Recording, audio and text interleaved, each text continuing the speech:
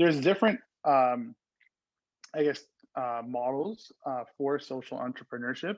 Um, but I think having a social purpose business is it's huge right now, and it's on the rise. Like we're seeing stats. I don't have any off the top of my head, but we're seeing a ton of stats of the growth of social enterprise, and it's even here in Canada, and it's really great to see because again, business can be a massive, massive force for solving the world's problems for sure.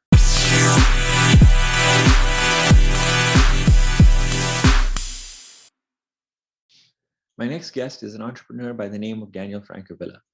Daniel's creative agency, the Now Creative Group, collaborates with creatives and strategists to provide marketing services to startups, businesses, and not-for-profits. Now's clients range from startups to TELUS and CIBC.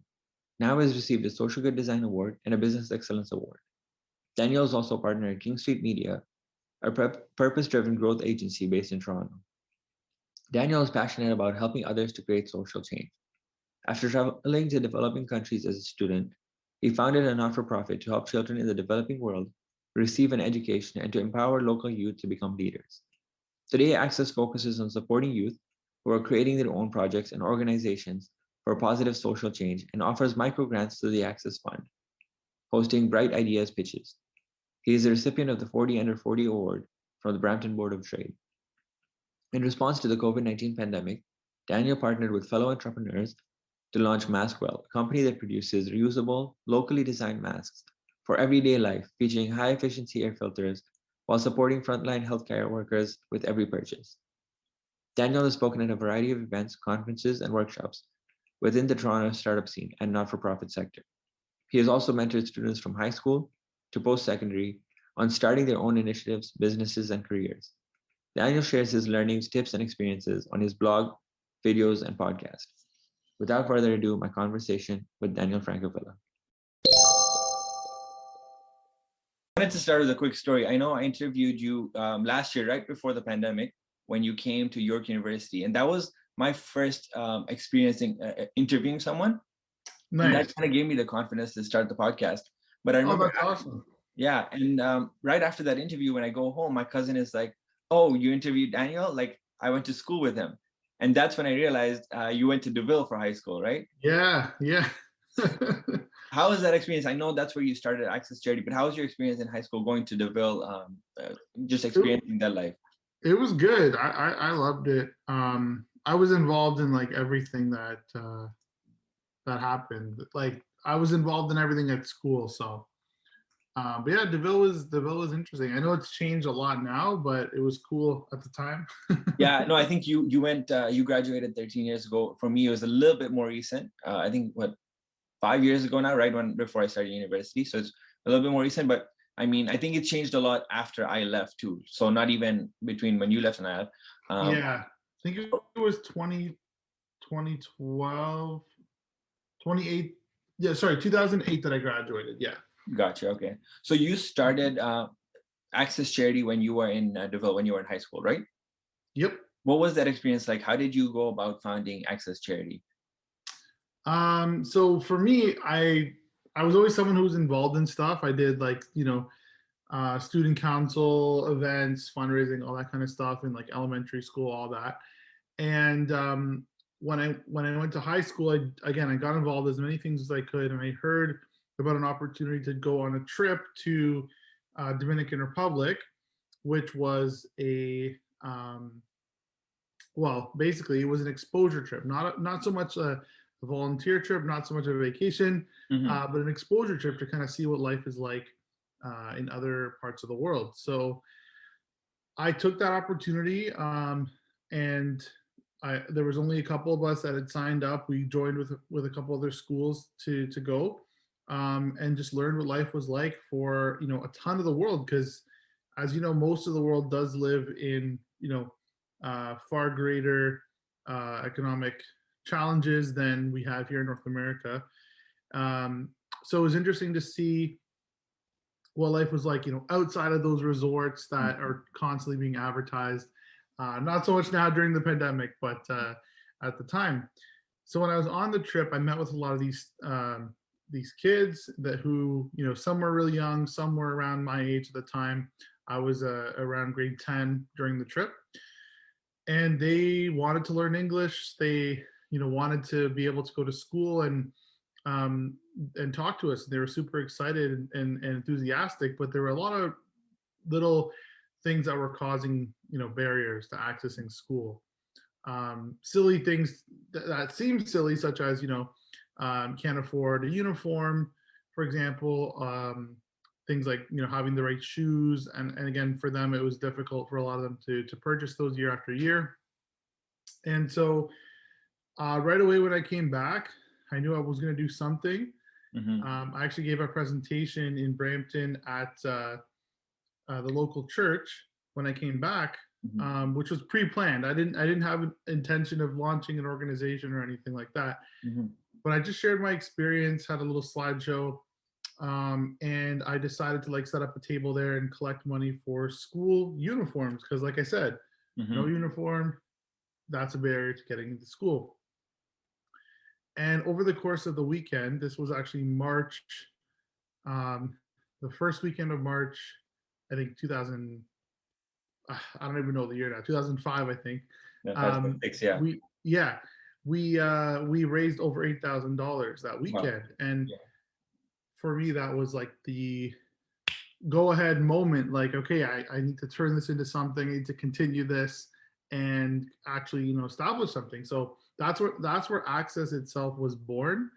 And over the past, 14 plus years, we eventually, we did a lot of international work, fundraising, supporting education overseas, other countries as well, Dominican Republic, Haiti, Honduras, Colombia. But we also shifted to focus a lot on empowering local youth in, Brampton, Mississauga, Toronto areas to launch their own projects or their own initiatives for social good. So it was kind of evolution, obviously, over that long period of time.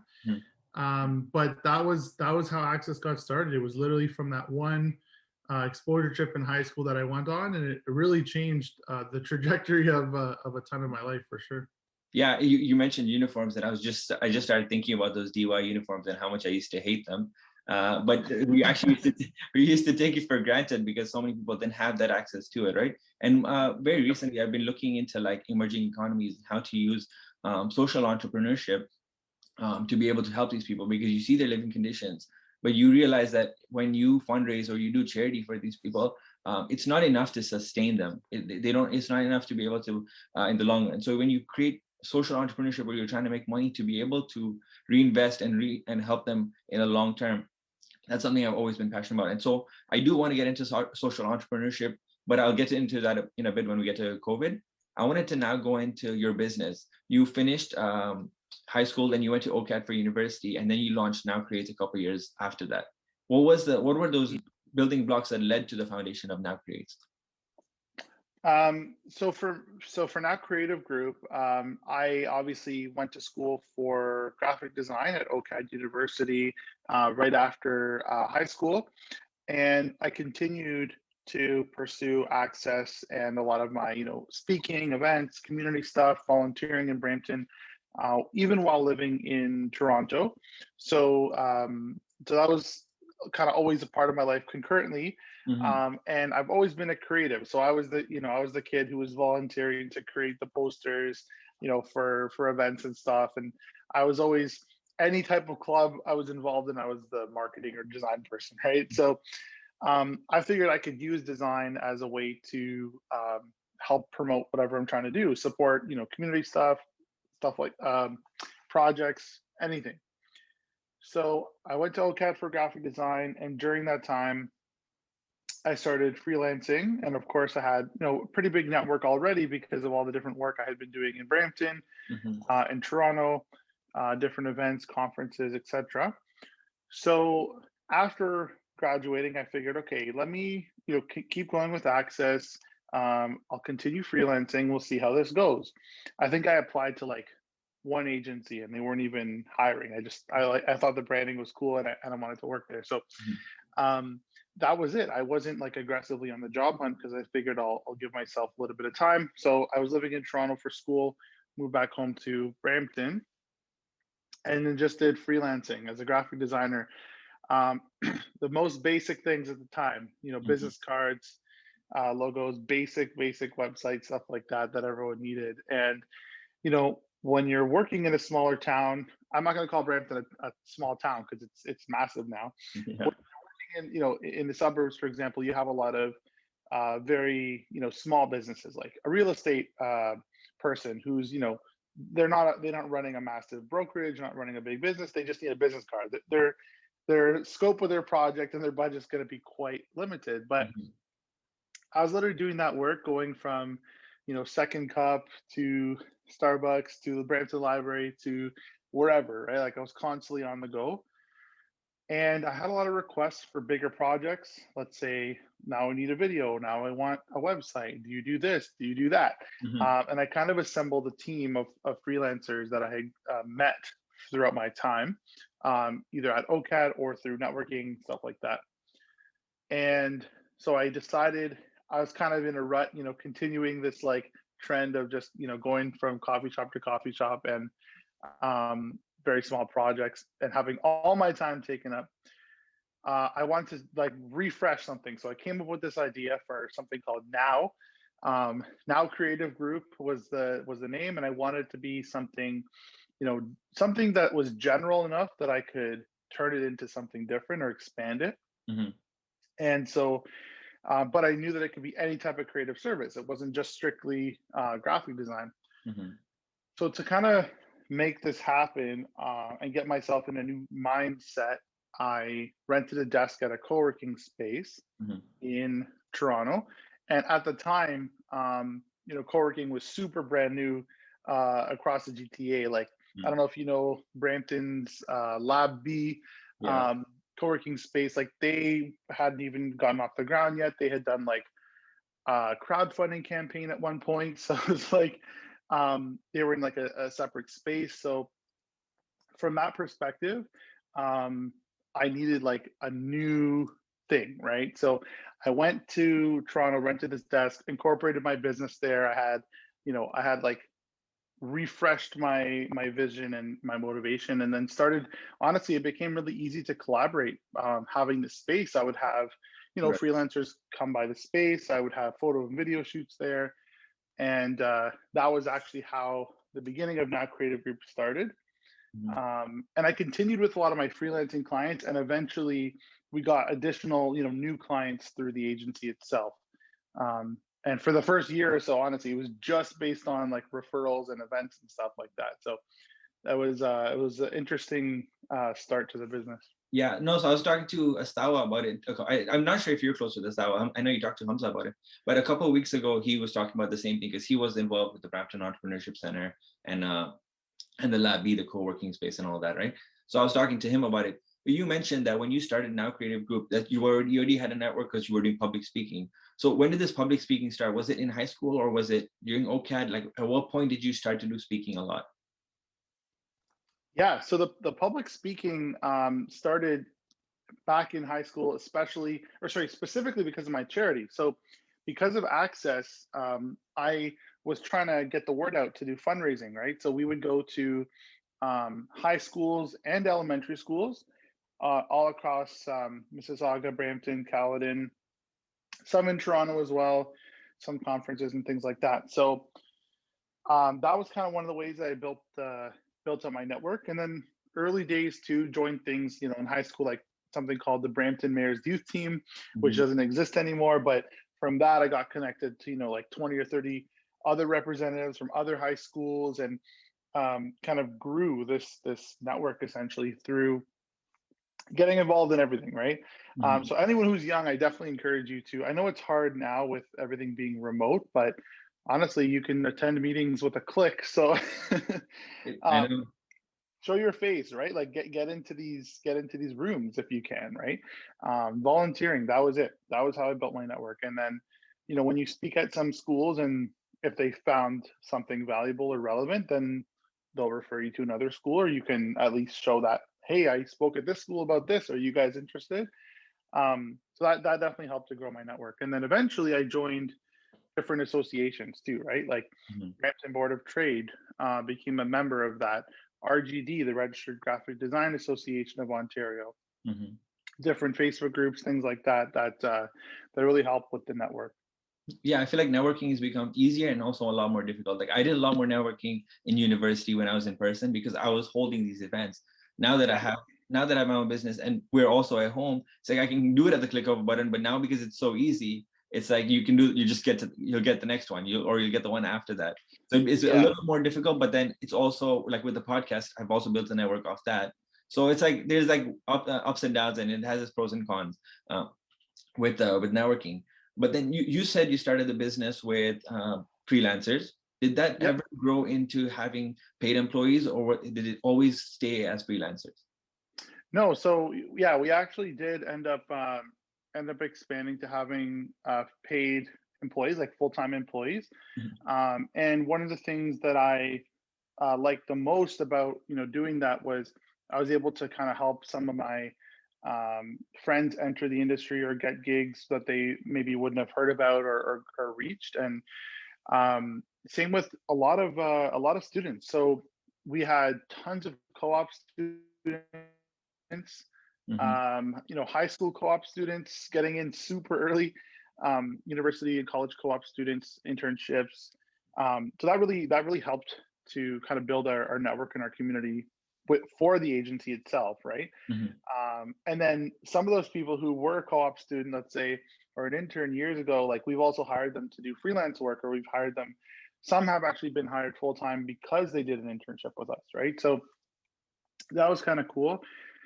The first couple of people we hired on an ongoing basis, looking back, obviously the compensation was quite low, but it was full-time work, and they signed on knowing that we're a young agency, we're growing. One of them was my really good friend, Andrew, who grew up with me in Brampton, who he was like multi-talented, right? So like photo and video and design and audio stuff. So it's kind of at that point you do need people who are multi-talented, right? Because I can't hire four of him, but I can hire one. You can hire one person who has a lot of skills. So that was it. And then eventually, as our projects got bigger, we had bigger budgets, so we could hire a strategist, let's say, that would charge a few $1,000s for a project, right? Whereas before that would have been the entire budget and there'd be no room for that, right? So that's kind of how we eventually grew and evolved those projects. And then the biggest change in being able to have team members is having monthly recurring revenue, right? So if you can have an ongoing project where you're working with them on a monthly basis,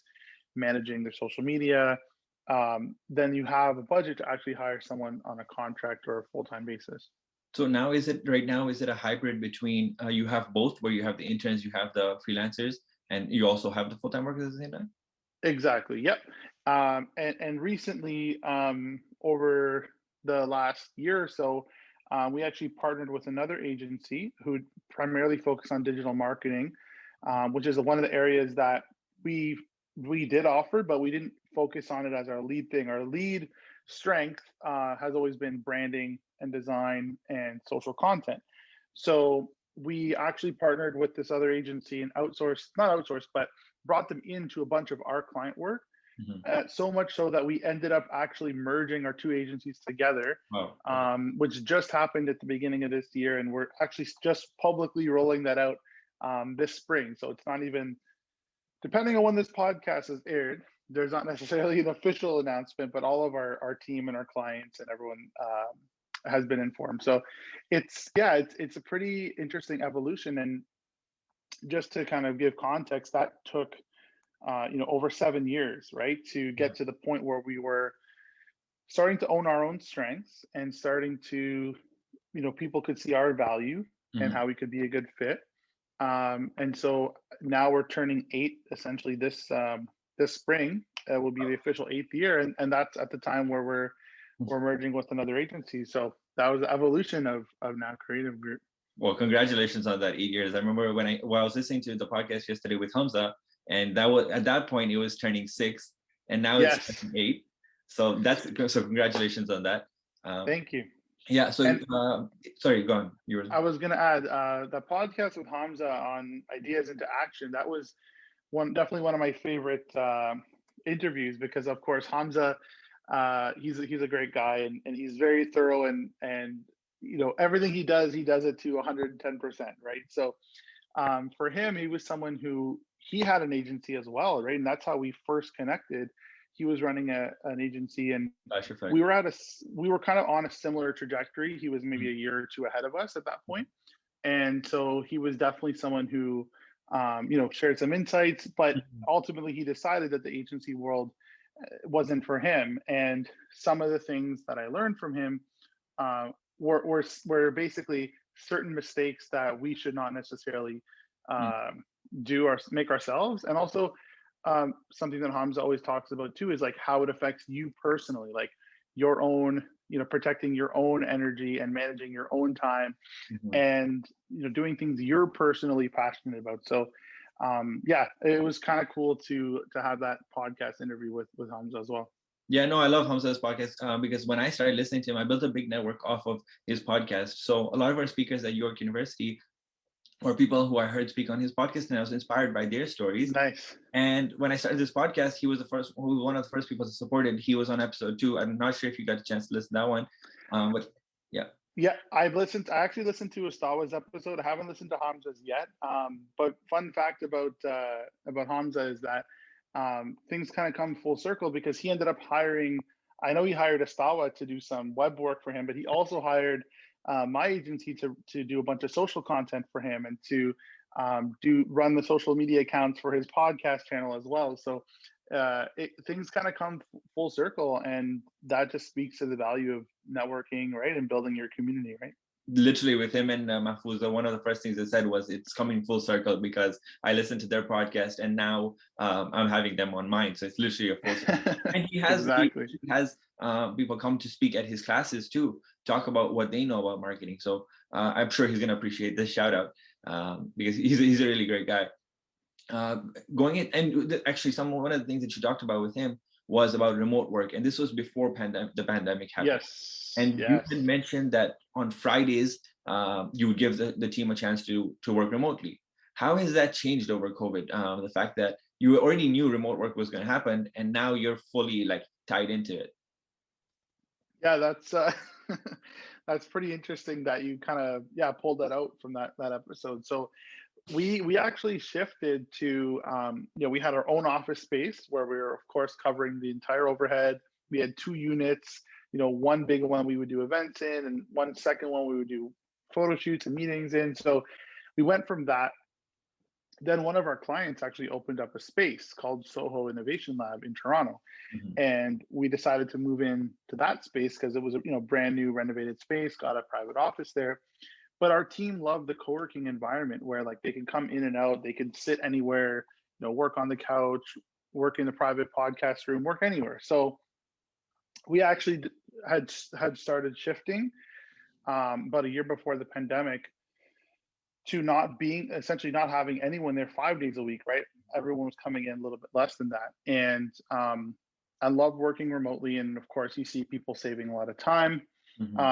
Sometimes we would save certain tasks, right? Like, let's say that April and I, who are going to have an admin type day where we're, no team, no space, we're going to go somewhere else, and we're going to dive in together and focus on stuff like sales, right?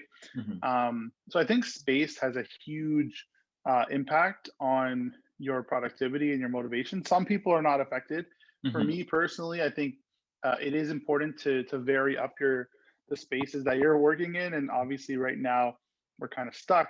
But even during the pandemic, at times where cases weren't so bad, like we rented a desk at we got a membership at another co-working space in Toronto, and we've had meetings there, shoots there, brainstorming sessions there. So spaces are, I think, super important.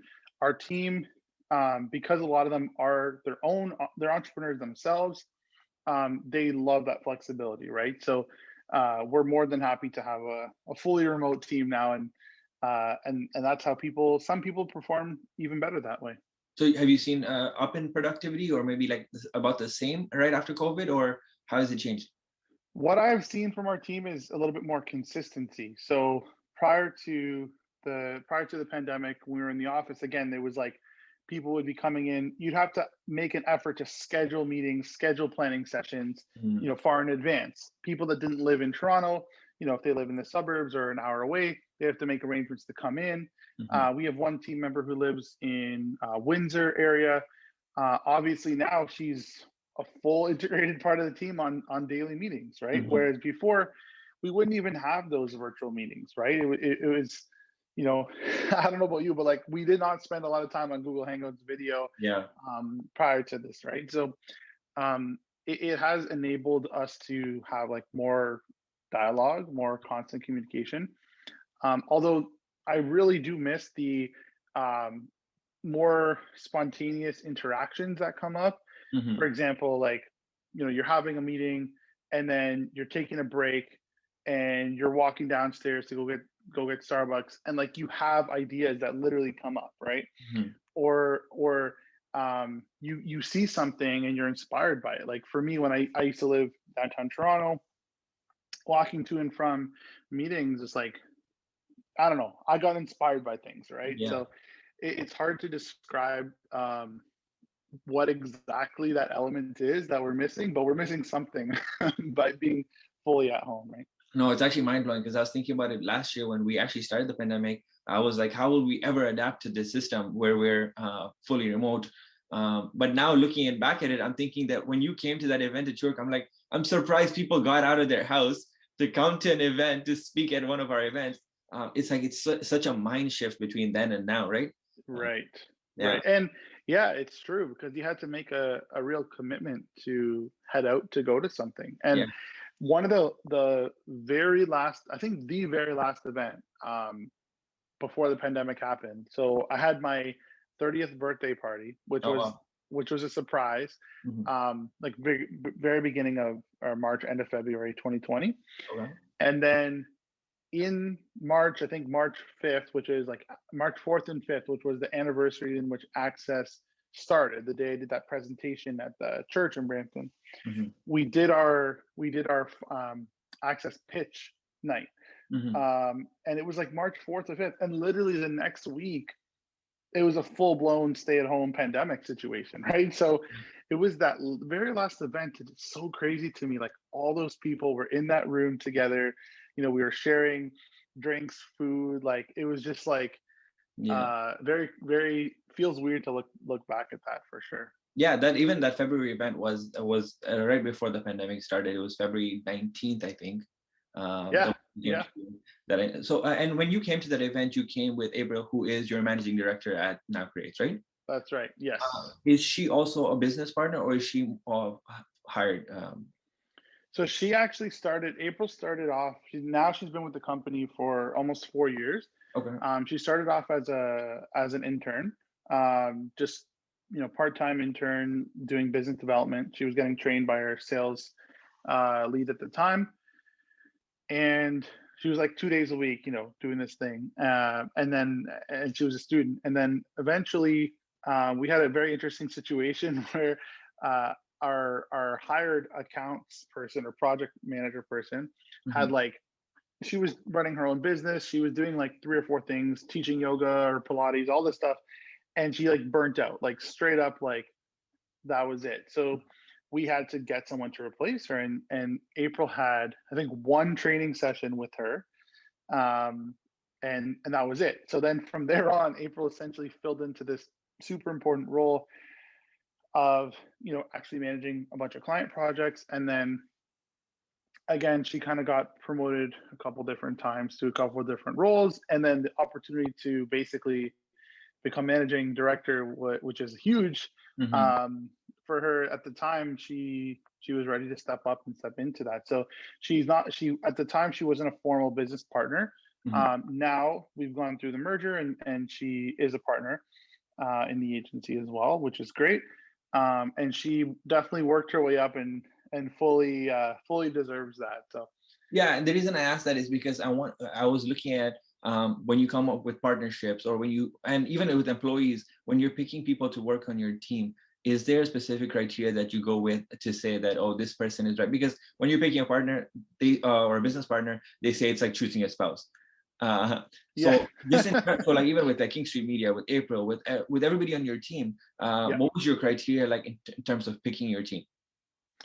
So I always chose people, obviously based on their talent, their skill set, right? We never turned anyone away for reasons that we thought they wouldn't be right fit. Mhm. It's more so like, listen, if your work is great and you're able to communicate effectively, we'd love to have you on the team and give you a chance. So I like, age is number one thing we do not discriminate on, right? We've had high school co-op students who like prove themselves and like earned the chance to like stay on the team and be part of our network and come to our events. So that's one thing that for me, building a team, it's really based on commitment level and skill set, and showing that you're willing to grow, right? So there's that. When it comes to actual business partners, for the entire time at Now Creative Group, the last, let's say the first 7 years, I never had a formal business partner in terms of someone with, actual ownership or equity. Mhm. And there was a couple times where the discussion came up with one or two individuals, but just decided, at that point, the business itself, I felt at least it wasn't necessarily something that I wanted to share the burden, right? I didn't want them to be distracted by the fact that, if we're going to lose money, that means you also lose money, right? Like, I Mhm. wanted these people to remain committed team members Mhm. and still be supportive, but not necessarily have to put in the take the risk, right? That I was taking as a business owner. So personally, I stuck it out as this is the entire time, Mhm. just with myself. And I think it's still really important, though, to have a couple of key trusted either advisors or core team members, right, that you can really rely on. And another reminder I'll say for anyone who is actually starting a business is you can't expect any employee or contractor to be as committed as you are, Mhm. no matter what, right? They could be amazing people, they could be great at their job, but there's no way you can expect them to be that committed. And once you kind of acknowledge that, you just realize like, hey, this person could leave at any time. They don't owe me anything, right? They're doing the work, they're getting compensated. Mhm. Once you kind of get to that point, then you're a lot more flexible, and you can be a lot more realistic about your plans and your goals with your team. Um, the reason for this partnership now, though, is because we saw an opportunity for real growth, Mhm. where you know doubling the capacity from basically 2 leaders in the company to 4 leaders in the company, Mhm. who are all partners and have very different skill sets, right? The 4 partners at King Street Media. And so that is a huge benefit of having partners is basically, I'll give you an example. We now have a built-in like CFO, right? Someone who's the numbers person, who's 100% on top of that and who knows how to execute those things. Mhm. Whereas, me, I was always working with creatives. Mhm. So creatives naturally are not going to be the numbers people, right? The finance and accounting side. So bringing on partners that can fill your gaps is huge, and I would highly recommend that to any entrepreneur to look for. So did and so when you formed this new partnership, which is King Street Media, that's what I was going to Yeah, ask. King Street Media. yeah. So did it evolve? Like, did Now Creates now evolve into King Street Media, or is it like still two separate entities where one is got a digital marketing agency and one is just creative? Yeah, great question. And it's funny, we obviously explored a number of those options over the years. Mhm. So, or sorry, not over the years, but over the months of the merger Leading up to it. process. Yeah, which mergers take a long time, Mhm. and a couple of my colleagues have gone through it recently as well. So we got a little bit of recommendations on what to be aware of. But what's happening is essentially we're consolidating into one brand. So we'll be operating all as King Street Media. Um, and which is great because all the infrastructure goes through there, right? One accounting system, one invoicing system, one HR, all of that. And from a branding perspective, we're introducing a brand called Now Impact Studio. Okay. that will essentially still have the Now logo, and that will be the brand that focuses on a lot of the community work, social impact startups, nonprofits, social enterprises, etc. So it's still under the same company of King Street Media, but it's essentially a sub brand. And Now Creative Group is going to basically be retired over the course of the next few months. So that's actually a perfect transition to my next topic, because I did want to start getting into social entrepreneurship, social enterprises, which is something I've been looking over for the past few months. And I see that you've done a lot about it. So I was excited, first of all, just to have you on the podcast at this time when I'm looking into social impact. But yeah, for you to talk about social impact and how you can use business to. So first of all, how you use business to have social impact, and how other people can use that same idea. Yeah, for sure. So I think there's a few different aspects of, how you can define social enterprise, right? Social entrepreneurship, and how you can also define social impact for business. There are, a lot of people who have this school of thought where, I'm going to get rich, make all my money, and when I'm older and successful, I'm going to donate, right? And unfortunately, like that model right now, the way the world is going, I don't think that's going to work. You don't want to we need to have we need to use business as a force for good to actually help society, help solve the world's problems as we go. So you could literally be a social enterprise by employing a group that's otherwise unable to become employed, right? Or they have challenges becoming employed. That's one aspect of social entrepreneurship. Another one is that, of course, you donate, you have a built-in donation, right? So for every product sold, you're going to donate something, or percentage of your annual sales will go there.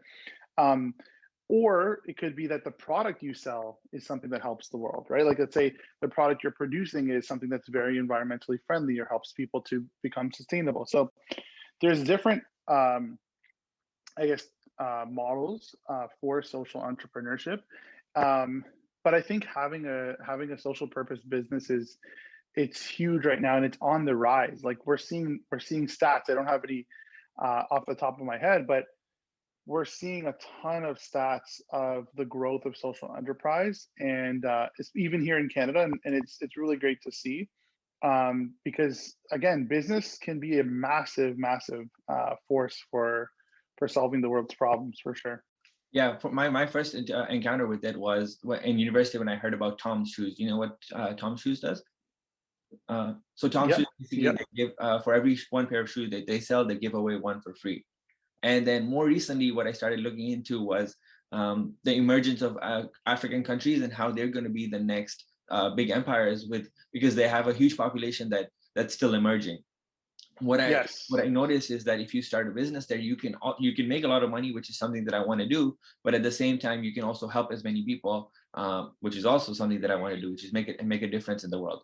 And so that you can have them simultaneously. When you talked about the other one, which was the first aspect of social entrepreneurship, which is hiring people, I didn't even think of that far. So I'm excited that you brought that up. Yeah, for sure. Like there's usually you choose what is the reason for your organization to exist, right? What problem are you solving? Again, sometimes if you're not trying to solve a societal issue from the product itself, it could still be a model where, as a result of your business's income selling whatever it is, you could be selling t-shirts. As a result of that, you're providing employment, or you're providing food, or something you're providing as a result of those sales. So it doesn't mean that the business itself has to be social enterprise idea, right? But obviously today there's so many opportunities to make something happen, and I think that it is definitely the future. There are also some exciting opportunities in the world of social entrepreneurship and social purpose businesses, because there are associations and things you can join, certifications, and you're, again, back to the thing we talked about earlier, joining these networks and these communities. Mm-hmm. There's one that I'm involved in now called the Upside Foundation, which is actually a bunch of startups. Usually they're like high growth tech startups. So it could be any startup in Canada, where you actually pledge a percentage of your equity in your business, right? So as a founder, as a partner, you can choose to donate a certain percentage, and you can commit now but you only actually have to make that donation once you have an exit, or you bring on a partner, you get acquired, et cetera, et cetera. Mhm. So from that perspective, it's a really good way for founders to like think about it from day one. Again, your business could be anything. You could be building an app, right? Right. But building that in really helps you make that impact. I think there's around 300, just over 300 members right now of Upside Foundation, and they've already raised well over $1 million in donations from liquidity events where a company is sold or acquired. So it's exciting times. And I've seen that you're also doing it with your company. So with Access Charity and with Now Creates, you're helping other people to start their own businesses, which are for social purposes, and also helping people to start foundations. How are you doing that with both these companies? Yes. So with Now Creative Group, of course, we do work with a ton of nonprofits and charities as clients, right? And that just operates as a normal paid client relationship, but we have the expertise of working. Of course, I have the background working in the nonprofit space a lot. But with Access as a nonprofit, what we've been able to do the last several years is do something called the Bright Ideas Pitch, where this is, again, that big funnel event that we had before the pandemic Mhm. in Brampton, where we're actually giving out money to smaller youth-led grassroots groups, Right. whether they're social enterprises or nonprofits or just projects, to start their own initiative. And at that point, it's more so a grant. It's not like we're making an investment and asking for a return, but we have kind of built this really exciting community of young change makers who are launching projects, and that's the stuff I'm super passionate about. And I've tied in my company to that a little bit. So Now Creative Group has kind of sponsored stuff in kind. We've provided design and consultation services to some of these ventures Mhm. and nonprofits, and that I just kind of define as like my two worlds coming together, right? The nonprofit Mhm. work I've always done, and the agency kind of coming together. So I hope to continue doing that kind of stuff for forever, I guess.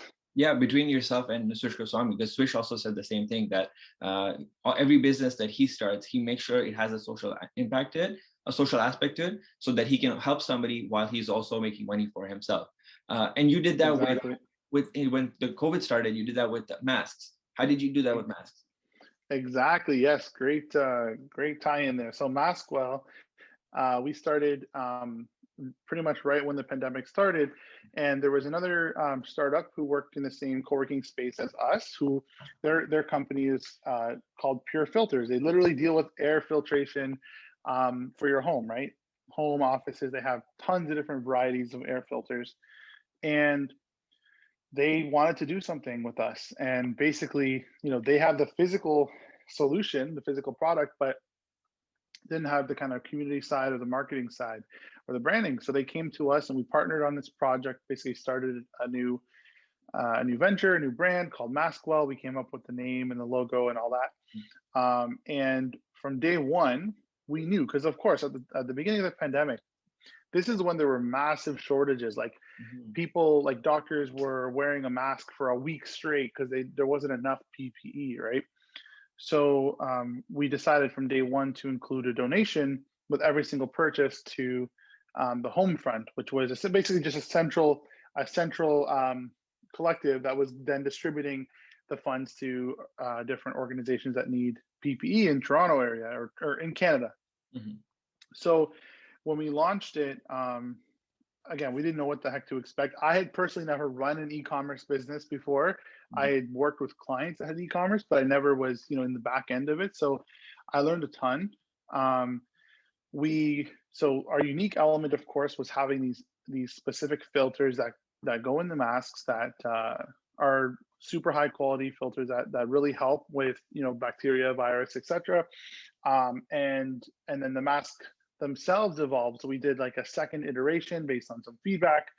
And I learned a lot about the product manufacturing side. And one thing that was super frustrating was because it was pandemic related, we couldn't actually run Facebook or Instagram ads. So everything we did was 100% organic.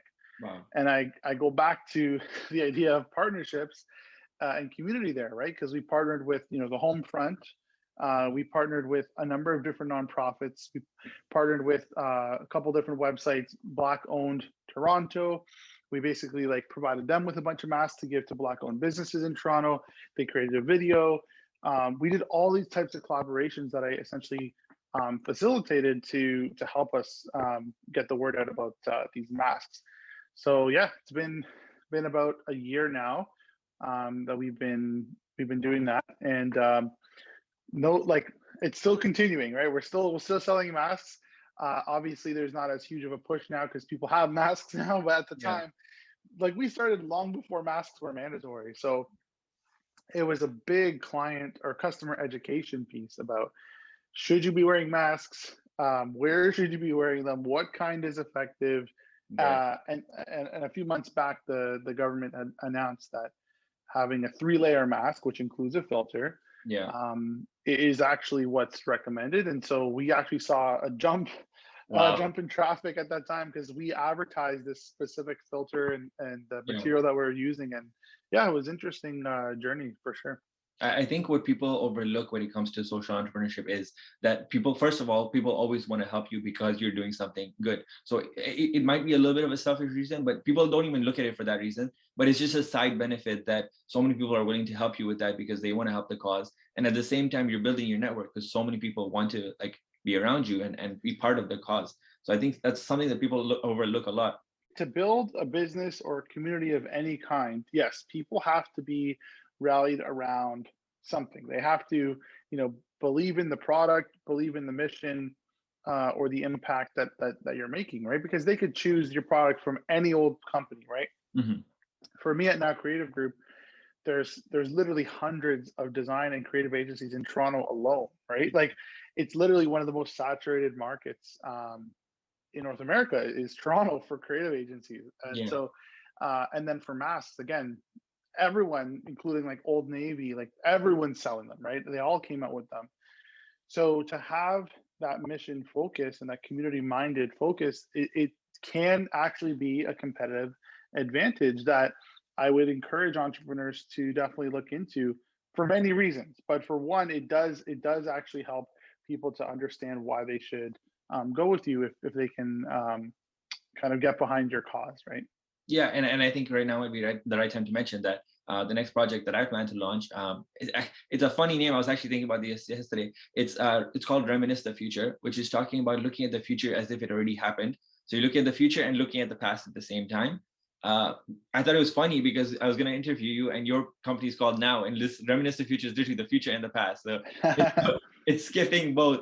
But so speaking of that, what is something that you're looking towards following COVID for yourself, apart from King Street and apart from Maskwell? What are some next projects that you see yourself working on? Maybe next year, maybe in the next 5 years, maybe the next 10 years. What are some projects you see? Yeah, honestly, because of the pandemic, it has put a little bit of a pause on my long-term plans because I really want to, figure out what the heck is going on here. But a couple of things I've always been interested in is launching some kind of storefront, like a community space of sorts. And it's horrible timing to think about that right now with so many of them closing and really struggling. But there's that. And that, of course, have a social enterprise community focus. Another project I've always been interested in is matcha. I constantly have matcha. People always message me about it and comment on how much I post about it. Yeah. So, I actually spoke at an event called the Biz Mixer conference. Carlina, right? Yeah, Carlina, Mahfouz, Kiefer, all kinds of people were there. It was awesome. But they sent me a shirt that said Matcha Man on it for my talk. So anyways, I was actually, doing research from a product side into products I could come up with matcha. So just throwing it out into the universe here, but definitely been researching on that side too. Other than that, don't know. People did ask this year about the Access Bread Ideas pitch because typically it does, happens in the spring. And I would love to be able to run more pitch events, just trying to figure out the best format because, virtual is okay. I want to see, what would be the most effective way and if we could innovate a bit on that for sure. I mean, even with Hamza's podcast, I remember he gave you a vanilla matcha right as you walked in. So He did. He literally bought me matcha, so that was awesome. Yeah. that's cool. And yeah, in terms of like storefronts, like we opened our office in June, which is in the middle of COVID. It wasn't meant for walk-ins because it was COVID, but in the long run, that's what we wanted to do with it. But obviously, Yep. the worst time to open a storefront. In terms Yeah. in terms of future trends, so not with yourself, so those are some goals for yourself, but some future trends that you see happening after COVID in terms of technology, in terms of social enterprises, anything that you see that you're excited about?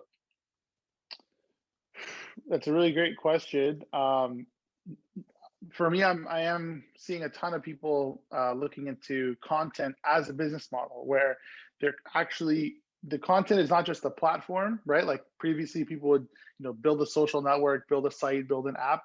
Now I'm seeing people actually explore content as that product, right? And I'm seeing a lot of smaller creators who are actually not just doing it. It was previously a hobby. Now they're actually doing it. They're getting gigs where their content is being purchased, whether it's videos, podcasts, series, even hosting live online events, where that's becoming a business model for them. And I think we're going to see a ton of independent creators and entrepreneurs make a living from being in that space alone. I think it's an exciting opportunity. We definitely need to get more variety and diversify who these voices are, who's running these shows.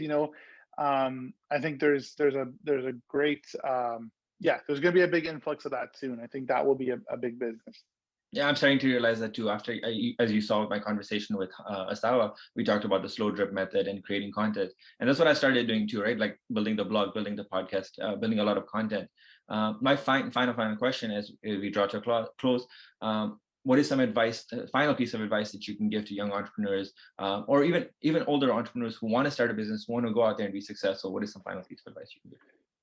Yeah, I would say not to jump on trends and focus on something that you really are passionate about, because if you don't have the passion and purpose behind it, it's so easy to quit. Like it's already a challenge to stick with something, right? Given the challenges that the world is facing, given issues with time and money. So if it's not something you genuinely care about solving, or building, then I would avoid it. It's not really necessarily worth your time.